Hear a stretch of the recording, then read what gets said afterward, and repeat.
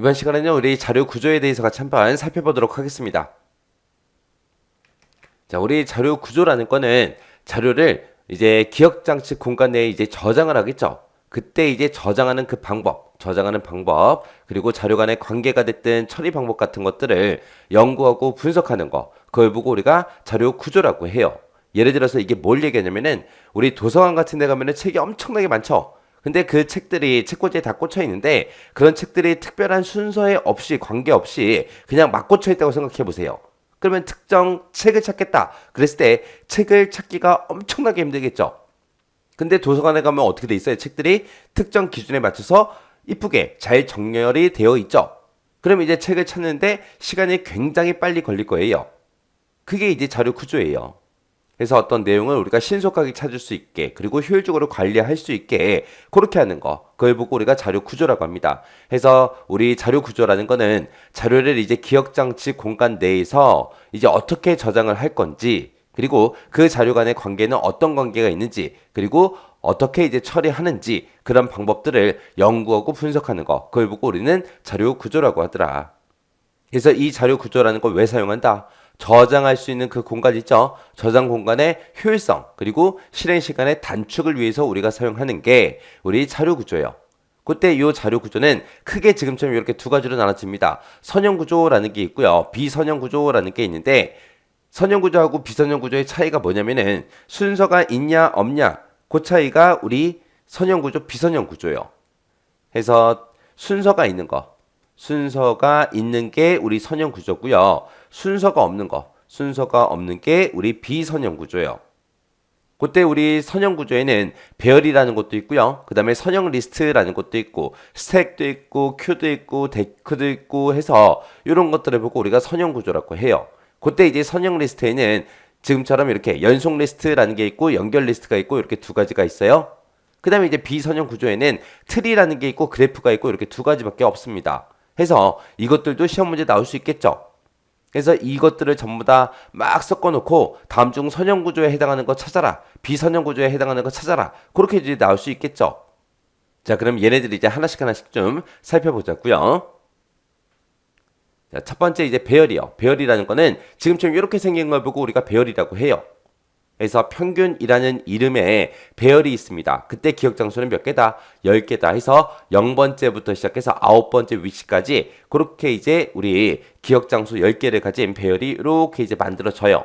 그래서 여기에는 이제 평균이라고 했으니까 평균 점수가 전부 다 들어가겠죠. 만약에 이름이라고 내가 썼다면 이곳에는 사람들의 이름이 들어갈 거고요. 그리고 내가 제목을 학번이라고 썼다. 그럼 이제 학번이 들어가겠죠. 그래서 이 배열이라는 거는 크기랑 이제 타입이 동일한 그 자료들이 순서대로 나열된 그 자료의 집합을 보고 우리가 배열이라고 합니다. 이런 배열에는 이제 1차원 배열도 있고 2차원 배열도 있고 3차원 배열도 있어요. 자, 지금처럼 이렇게 생긴 걸 보고 우리가 1차원 배열이라고 하는 거고, 2차원 배열이다. 그럼 이제 표 형태로 생긴 거, 행과 열로 구성된 그 배열을 보고 우리가 2차원 배열이라고 하는 거고, 3차원 배열이다. 그러면 이제 행과 열로 이루어진 2차원 배열이죠. 그런 게 이제 여러 개 있는 거. 그래서 면, 행, 열, 그 세 가지로 구성된 게 우리 3차원 배열이요. 그래서 배열에는 그렇게 여러 가지가 있어요. 그래서 이 배열이라는 거는 정적인 그런 자료 구조예요. 정적이다. 그 얘기는 변화가 없다라는 거예요. 그리고 길이 수정이 어렵다. 그게 이제 정적이라는 거예요. 그래서 만약에 평균이라는 이름으로 배열을 만약에 10개를 만들었어요. 그러면 기억 장소가 10개가 있겠죠. 그때 위치를 나타내기 위해서 지금처럼 이런 첨자를 이제 사용합니다. 지금처럼 이렇게 평균이라는 이름으로 만약에 10개의 기억 장소를 잡았다면 이 10개의 기억 장소를 이제 다 사용이 되는 거예요. 그러면 지금 여기에는 3칸이 비어있죠. 비어있기 때문에 이런 공간들이 이제 낭비가 돼요. 낭비가. 그래서 데이터를 삭제했을 때 그 기억 장소가 빈 공간으로 남아있다. 그래서 메모리가 낭비가 심하더라. 근데 내가 만약에 평균이라는 이름으로 기억 장소를 더 추가시키고 싶어요. 그때 기억 장소 추가가 쉽다 어렵다? 어렵더라. 그래서 이 배열은 반복적인 그런 데이터 처리 작업에 이제 적합한 구조가 우리 배열입니다. 그래서 주로 많이 학교에서 쓰겠죠. 학교에는 학생 인원수가 딱딱 정해져 있기 때문에 뭐 한 명이 뭐 새로 올 수도 있고 학교를 이제 그만둘 수도 있지만 그래도 학생 인원수는 딱딱 정해져 있기 때문에 기억 장소 낭비가 그렇게 심하진 않다고요. 그래서 이런 배열에서 이제 데이터 편집 기능이 추가된 그런 형태가 있어요. 그런 형태를 보고 우리는 연속 리스트라고 이제 그렇게 부릅니다. 그래서 연속 리스트라는 거는 배열과 같이 연속되는 그 기억 장소에 저장되는 그런 자료 구조를 보고 우리가 연속 리스트라고 해요. 그래서 우리가 만약에 지금처럼 이런 데이터가 있을 때 중간에 만약에 데이터를 삽입하겠다. 그러기 위해서는 연속된 빈 공간이 있어야 우리가 집어넣을 수 있어요. 만약에 지금 이 상태에서 요 사이에다가 내가 데이터를 추가를 시키고 싶어요. 만약에 여기다가 90을 추가시키겠다. 그랬을 때는 이 88이 요 뒤로 이동이 돼야 돼요. 그리고 40도 그 뒤로 이동이 돼야 돼요. 그리고 요 자리에 이제 90하고 데이터가 들어가는 거예요. 만약에 내가 60을 만약에 내가 삭제를 하고 싶어요. 그러면 이 50이 앞으로 이동이 돼야 되고 얘도 이동돼야 되고 얘도 이동돼야 되고 얘도 이동돼야 되고 그렇게 이제 계속해서 이동이 필요해요. 그래서 이 연속 리스트라는 거는 말 그대로 그냥 연속적인 그 공간에 데이터를 넣고 빼고 하는 그런 구조를 보고 얘기합니다. 그래서 우리 데이터를 삽입하거나 삭제했을 때 뭐가 필요하다? 자료의 이동이 필요하더라. 근데 지금 여기에는 데이터가 조금밖에 없지만 만약에 이런 게 만약에 100건이 있다고 생각해 보세요. 근데 맨 앞에 있는 데이터를 지울 거예요. 그러면 모든 데이터, 그 뒤에 있던 모든 데이터들이 전부 다 앞으로 한 칸씩 다 이동이 돼야 돼요. 그럼 엄청나게 불편하겠죠? 그렇게 이제 중간중간에 이제 데이터 수정이 이제 용이하게 그렇게 이제 만들어진 게 있어요. 그게 이제 우리 연결 리스트요. 그래서 연결 리스트는 지금처럼 이렇게 생겼습니다. 데이터가 있고 그리고 그 뒤에 이제 링크라는 부분이 있어요. 이 링크라는 게 다른 말로 이제 포인터라고 부르는데 얘가 이제 다음 데이터를 가리키는 그 포인터예요. 포인터. 해서 이 데이터 다음은 얘다. 얘 다음은 얘다. 얘 다음은 얘다. 얘 다음은 얘다 하고 그렇게 이제 링크로 전부 다 그렇게 이제 표시해 놓은 거예요. 그래서 그때 얘는 이제 뭐 연속적인 그런 공간에 이제 저장되는 게 아니라 이 연결 리스트라는 거는 자료들을 우리의 임의의 공간에다가 기억을 시켜요. 그때 이제 얘는 선형 구조이기 때문에 순서가 정해져 있겠죠. 그래서 그 자료 항목에 그 순서에 따라서 노드의 포인터 부분을 이용해서 이 링크를 이용해서 서로 연결시킨 그런 자료 구조를 보고 우리가 연결 리스트라고 합니다. 근데 다른 것들에 비해서 이 링크라는 이 부분이 또 필요하기 때문에 그만큼 이제 기억 장소를 차지하겠죠. 그래서 이 링크 포인터 부분 때문에 우리 기억 공간 이용 효율이 좋지 않아요. 그럼 보세요. 여기에 만약에 A라는 데이터가 있고 여기에는 B라는 데이터가 있어요. 여기에는 C라는 데이터가 있고 D라는 데이터가 있고 그 다음에 여기는 E라는 데이터가 있다라고 생각을 한번 해보자고요. 그때 만약에 내가 데이터를 지금처럼 이런 연결 리스트로 내가 저장을 다 시켜놨는데 만약에 C에 관한 걸 찾고 싶어요. C에 관한 걸 찾아보려면 맨 처음에 여기부터 가겠죠. 여기 가서 너 C야? 물어보고 아니니까 그 다음 노드를 가리키고 있는 이 링크를 통해서 그 다음 데이터로 갈 거예요. 가서 너 C야? 라고 물어볼 거고 C가 아니니까 또 다음 데이터로 또 이동이 되겠죠. 그리고 나서 너 C야? 라고 물어보겠죠. 물어보면 C 맞네. 그리고 이제 C를 찾는 거예요. 그래서 얘는 링크를 통해서 계속해서 우리가 특정 데이터를 찾아가야 되기 때문에 우리 접근 속도가 어떻다? 느리더라. 그리고 중간에 이런 링크가 만약에 끊어졌어요. 끊어지게 되면 이제 다음 노드를 찾기 쉽다 어렵다? 찾기가 어렵더라. 이런 단점을 가지고 있는 게 우리 연결 리스트요. 대신에 내가 여기다가 데이터를 하나 추가를 시키고 싶어요. 그럼 데이터 하나 저장하고 그 뒤에 이제 링크 부분이 있겠죠. 이 링크만 서로 바꿔주면 되는 거예요. 만약에 이 사이에 내가 추가시키고 싶다. B하고 C 사이에 추가시키겠다라고 했을 때 이 링크만 이렇게 이제 변경만 시켜주면 돼요. 그러면 이제 데이터 삽입하기가 편하겠죠. 대신에 이런 포인터, 링크가 만약에 끊어지게 되면 다음 노드를 찾기 힘들더라. 이런 게 연결 리스트요. 자, 그 다음에 이제 스택이요. 이 스택이라는 게 있고 큐라는 게 있고 우리 대큐라는 게 있고 그렇게 세 가지가 있거든요. 그렇게 세 가지가 있는데 그 세 가지는 데이터 입출력 형태에 따라서 그렇게 이제 세 가지로 나눠지는 거예요. 데이터의 입력과 출력이 어떤 형태로 이루어지냐 거기에 따라서 이제 스택, 큐, 대큐하고 세 가지가 있더라. 그렇게 이제 기억하시면 돼요. 자, 첫 번째 거 이제 스택 좀 보자고요. 요 스택이라는 거는 리스트의 한쪽 끝으로만 삽입과 삭제가 이루어지는 그런 자료 구조를 보고 우리가 스택이라고 해요. 스택. 자, 해서 지금처럼 이런 구조를 가진 게 있다라고 생각해 보세요. 맨 처음에 이제 A라는 데이터를 처음에 집어넣었어요. 처음에 집어넣고, 그 다음에 이제 B라는 데이터를 또 두 번째로 넣습니다. 그 다음에 이제 세 번째로 이제 C라는 데이터를 넣었어요. 그러면 데이터가 들어갈 때는 A가 제일 처음에 들어갔어요. 그리고 B가 들어갔고 C가 들어갔습니다. 근데 여기에 들어있는 이런 데이터들을 우리가 뺄 거예요. 꺼낼 거예요. 삭제를 할 거예요. 삭제를 할 때는 A라는 데이터를 먼저 삭제할 수 있다 없다? 없다. 뭐부터 삭제해야 된다? C를 먼저 삭제하고, 그 다음에 우리가 두 번째로 B를 삭제하고, 그 다음에 A를 삭제해야 되겠죠. 그래서 얘는 데이터 삽입과 삭제가 이렇게 한쪽에서만 이루어지는 그런 구조를 보고 우리가 스택이라고 하는 거예요. 예를 들어서 생각해 보세요. 우리 CD 꽂는 거 있죠? CD 보관할 때 CD 꽂는 게 있어요. 그러면 CD를 맨 처음에 집어넣으면 그게 맨 밑에 깔리겠죠? 그 다음에 또 집어넣으면 그 위에 깔릴 거고, 또 집어넣으면 또 그 위에 깔리겠죠? 그러면 첫 번째 CD를 내가 꺼내고 싶어요. 그럼 그 위에 있던 CD를 다 꺼내야 드디어 이제 첫 번째 CD를 우리가 꺼낼 수 있다고요. 그게 이제 스택이라는 거예요. 또 스택 구조가 또 뭐가 있냐? 우리 설거지하는 거예요. 접시가 만약에 5장이 있다고 생각해 보세요. 첫 번째 장 설거지하고 이제 우리가 엎어놓겠죠.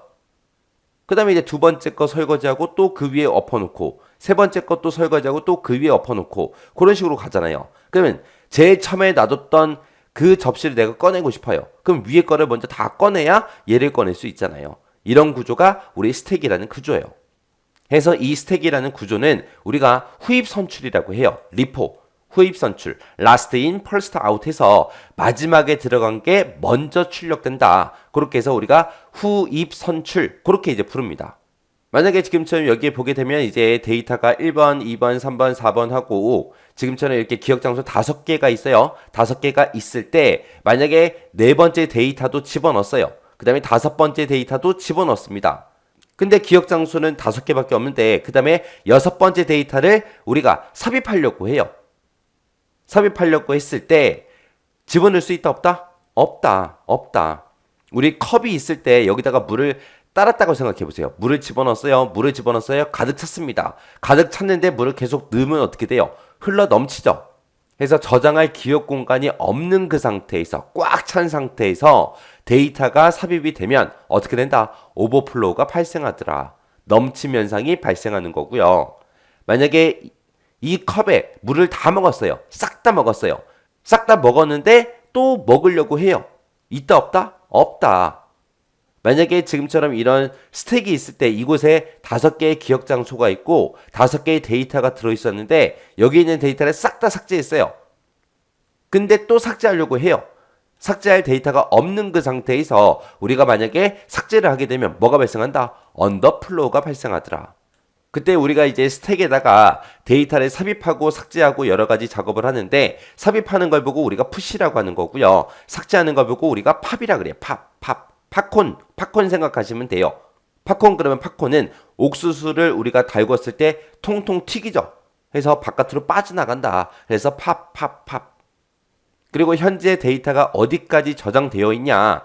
그거를 이제 나타나기 위해서 우리가 탑이라는 걸 써요. 탑은 높은 위치를 얘기하는 거예요. 마지막 데이터의 위치를 나타내는 게 우리 탑이요. 탑. 가장 꼭대기를 나타내는 거고, 그 다음에 버텀이라는 거는 바닥 얘기하는 거, 바닥 얘기하는 거예요. 그래서 버텀하고 탑이다. 이런 말들은 우리 스택에서만 사용되는 그런 용어입니다. 용어. 그 다음에 이제 Q라는 구조도 있어요. Q라는 거는 우리 기차 터널 생각하시면 돼요. 터널이요. 지금처럼 이런 형태의 터널이 있을 때 이곳에 기차가 쭉 지나간다고 생각해 보세요. 그럼 첫 번째 칸, 두 번째 칸, 세 번째 칸, 네 번째 칸하고 그렇게 있겠죠. 그때 이쪽이 삽입되는 부분이고 이쪽이 이제 삭제가 되는 부분이에요. 나가는 부분이요. 먼저 들어간 기차가 먼저 나오겠죠. 그래서 이 Q라는 거는 선입선출이라고 해요. 그래서 먼저 들어간 게 먼저 나간다. 그래서 우리가 FIFO, First In, First Out이라고 그렇게 이제 불러요. 그래서 이 Q라는 구조는 한쪽에서는 삽입 작업만 하고요. 다른 한쪽에서는 이제 삭제 작업만 이루어지는 그런 자료 구조를 보고 얘기해요. 그래서 삽입하는 곳, 삭제하는 곳 딱딱 정해져 있는 거. 아까 우리 스택이라는 거는 삽입과 삭제가 한쪽에서만 이루어졌잖아요. 근데 Q라는 놈은 양쪽에서 이루어지는 거예요. 삽입하는 쪽 따로 있고 삭제되는 쪽 따로 있고 그게 이제 Q. 그때 이제 데이터 시작하는 그 위치를 표시할 때 F 우리가 프런트라고 그렇게 이제 표시를 하고요. 끝을 표현할 때 우리가 리어 그렇게 이제 표현을 해요. 그래서 우리 Q 구조에서는 시작하는 곳은 프런트다, 끝나는 곳은 리어다 해서 이런 포인터가 있습니다. 그 다음에 지금처럼 이렇게 이제 우리 데이터 저장할 수 있는 공간이 이렇게 있을 때 자, 이쪽에서 이제 삽입이 이루어져요. 이쪽에서 삭제가 됩니다. 그러면 이게 Q 구조죠. 여기서 이쪽에서도 삽입할 수 있게, 이쪽에서도 삭제를 할 수 있게 그렇게 만들어진 구조가 있는데 그걸 보고 우리가 데큐라 그래요. 데크. 그래서 데크라는 거는 양쪽에서 삽입 삭제가 동시에 일어날 수 있는 거 그런 구조를 보고 우리가 데크라고 한다. 데크는 그 정도만 기억하세요. 그냥 데크라는 게 이런 거네. 그리고 지나가시면 돼요. 그래서 우리가 지금 방금 배운 게 우리 선형 구조예요. 선형 구조에는 배열이 있다. 그 다음에 연속 리스트, 연결 리스트가 있고 그 다음에 스택 큐, 데크라는 게 있고 이런 것들이 있더라. 그래서 지금 방금 선형 구조를 알아본 거고 그 다음에 이제 비선형 구조 좀 보자고요. 비선형 구조는 순서가 있다 없다. 없는 구조를 보고 우리가 비선형 구조라고 하고 여기에 종류에는 이제 트리하고 그래프하고 이렇게 두 가지가 있는데 트리는 우리가 다음 섹션에서 이제 자세히 알아볼 거고요. 이번 시간에는 우리 그래프에 대해서 좀 살펴보자고요. 자, 우리 그래프라는 거는 우리 정점, 노드랑 간선 이 두 가지의 집합으로 이루어진 그런 자료 구조를 보고 우리가 그래프라고 합니다. 자, 그래프가 지금처럼 이런 모양을 보고 우리가 그래프라고 해요. 그때 얘를 봤을 때 뭐가 떠오르세요? 트리 구조가 떠오르죠. 근데 얘는 그래프예요. 그래프 구조예요. 왜? D로 왔을 때 D에서 F로 넘어가는 게 있죠. 이 선으로 연결돼 있죠. 이런 사이클이 있으면 우리가 이제 그래프라고 부르는 거고요. 만약에 이런 사이클이 없다. 없을 때는 이걸 보고 우리가 트리라고 부르는 거예요.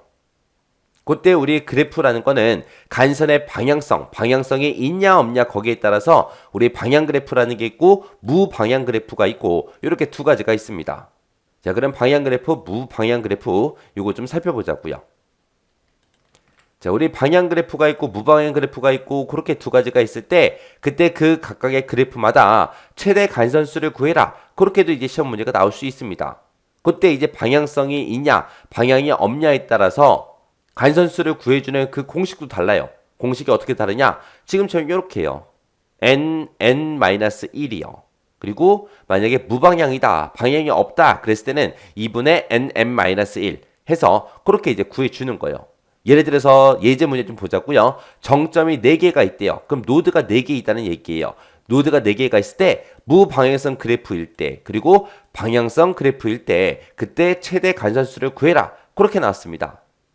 자, 그럼 정점이 4개다. 그러면 노드가 4개예요. 그때 무방향, 방향. 그 그림 좀 보세요. 자, 지금처럼 요게 이제 무방향이죠. 방향이 표시 안 돼 있는 거. 그리고 지금처럼 얘가 이제 방향성 그래프, 방향 그래프요. 그때 이제 최대 간선수를 구해라. 그렇게 이제 문제가 나왔는데 지금 요거는 이제 정점이 4개이기 때문에 직접 실제로 지금처럼 이렇게 A, B, C, D하고 4개를 써놓고 선으로 연결시켜서 이 선의 개수가 몇 개인지 우리가 셀 수 있겠죠. 근데 만약에 정점이 15개다, 20개다 그렇게 나와버리면 우리가 그림 그려서 알아볼 수가 없다고요. 그럼 너무 힘들잖아요. 그래서 우리가 요 공식을 꼭 기억하셔야 돼요. 무방향성일 때 지금 얘요. 무방향성일 때는 2분의 nm-1을 해주면 되고 만약에 지금처럼 이렇게 이제 방향이 전부 다 있다 그랬을 때는 그냥 nn-1이요. 그때 요 n이라는 거는 정점의 개수요. 노드의 개수요. 그럼 방향성일 때는 우리가 n-1을 하면 된다 그랬는데 그때 정점이 4개니까 4라고 써주고 4-1 이렇게 이제 계산해 주면 되겠죠. 그럼 얘는 이제 3이 될 거고 3 곱하기 4는 12가 되겠죠. 그래서 얘는 최대 간선수가 12개예요. 12개. 그 다음에 지금처럼 무방향이다 라고 했을 때 우리 구하는 공식이 2분의 nn-1이요. 그러면 n 대신에 이제 4라는 숫자를 써서 계산해 보면 되겠죠. 그러면 4-1 분의 2 하고 이렇게 써주면 되겠죠. 그럼 요거 이제 계산해 주면 3이 나올 거고 3, 4, 12 하고 그렇게 나오겠죠. 그러면 2분의 12 하고 그렇게 이제 나오는 거예요. 그러면 2분의 12는 이제 어떻게 돼요? 우리 6이죠, 6. 해서 간선이 몇 개 필요하다? 6개. 최대 간선수가 6개다. 그렇게요. 자, 이렇게 해서 이제 자료 구조에 대해서 살펴봤는데 선형 구조, 비선형 구조 정확하게 구분할 수 있어야 돼요. 그리고 각 자료 구조마다 특징이 있습니다. 그 특징 잘 정리하고 지나가시기 바랍니다.